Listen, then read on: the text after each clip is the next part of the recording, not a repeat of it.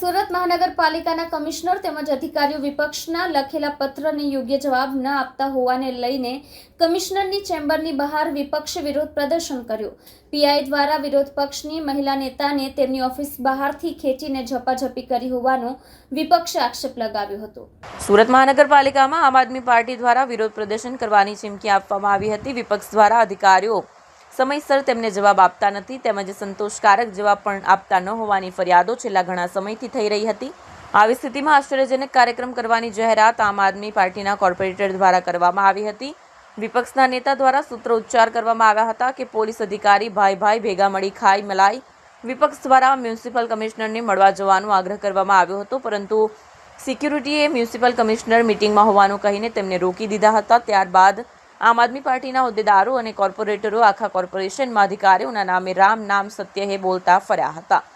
Security guard બાદ Lalgate police સ્ટેશનના PI સહિત સ્ટાફ કોર્પોરેશન ખાતે પહોંચી ગયો હતો. પોલીસ અને કોર્પોરેટરો વચ્ચે જબરજસ્ત ઝપાઝપી પણ થઈ હતી. આમ આદમી પાર્ટી દ્વારા કરવામાં આવેલા વિરોધ પ્રદર્શન દરમિયાન આપના કોર્પોરેટરો દ્વારા પોલીસના વર્તનને લઈને ભારે રોષ નોંધાવ્યો હતો. પોલીસ કોન્સ્ટેબલની નશાની હાલતમાં હોવાનું કહ્યું હતું. પહેલા કોર્પોરેટરો અને અન્ય કોર્પોરેટરોને પણ પોલીસે ધક્કે ચડાવીને ટીંગાટોળી કરી લઈ ગયા હતા. કપડા ફાડી નાખ્યા, ચપ્પલ ફાડી નાખ્યા. આ મોઢામાં એવી રીતના ધક્કા માર્યા છે કે જો તમે મોઢામાં લોહી નીકળી જાય. આવી દાદાગીરી કરવાની, એક ચૂંટાયેલા પ્રતિનિધિ માટે આવી દાદાગીરી કરવાની. અમારી હારે આવું વર્તન થતું છે તો સામાન્ય લોકોએ હું રજૂઆત કરવા આવે? કમિશનરને અમે નહીં રજૂઆત કરીએ તો ક્યાં કરીએ રજૂઆત? આટલા લેટર છે, તમે કયો ને રજૂઆતો કરીએ? કોણ જવાબ આપશે? લાલ ગેટમાંથી આવ્યા તો તમે કયો ને રજૂઆત કરવા જઈએ? કરોડો રૂપિયાના ભ્રષ્ટાચારનો જવાબ તમે આપો. આ 10,000 કરોડનું બજેટ છે. 10,000 કરોડના બજેટમાં ક્યાં વપરાય છે પૈસો જાણવાનો હક અમને ચૂંટાયેલા પ્રતિનિધિના નથી. કોણ માંગશે જવાબ? અને જો જવાબ ના આપી શકતા હોય તો ઘરે બેસી જાઓ ને. કોણ કહેશે ઓફિસ ખુલ્લી રાખો? પૈસાના જે લોકોના પૈસા છે પાણી હુકમ કરો છો? આવી દાદાગીરી કઈ હજી બોલાવે છે? જો હજી બોલાવે છે કે હજી બેઠા છે. જ્યાં સુધી જવાબ નહીં મળે ત્યાં સુધી અમે બધા આમ આદમી પાર્ટીના આજે ઉઠાવી લઈ જશે, કાલે આવશું પાછા, કાલે લઈ જશે, પરમ દિવસે માંગશું જવાબ. જવાબ નહીં આપે ત્યાં સુધી અમે માંગશું. અને આ જે અધિકારીઓ, અમુક અધિકારીઓ જે છે ને ભાજપની ગુલામી કરે છે ને, એટલા માટે જ આ સુરતની આ હાલત છે.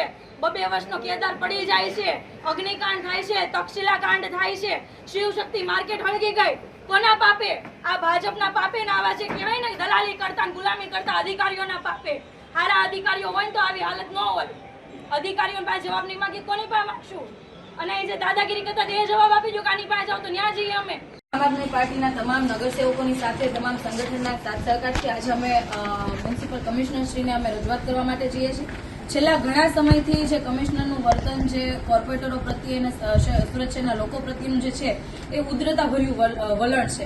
જે રીતે અત્યારે જે કામગીરી સુરત શહેરના કમિશનર કરી રહ્યા છે એ કામગીરી જોતા એવું લાગે છે કે એ સુરત શહેરના જે કેમ કે રાજા હોય, રાજાશાહી જે વલણ હોય એવું બતાવે છે. ખરેખર કમિશનર ભૂલી ગયા છે કે સુરત શહેરના જે લોકો છે એમના નોકર છે, નહીં કે ભાજપના નોકર. હાલમાં જે એમની કામગીરી છે ભાજપના નોકરની કામગીરી હોય એવી એ કામગીરી કરે છે.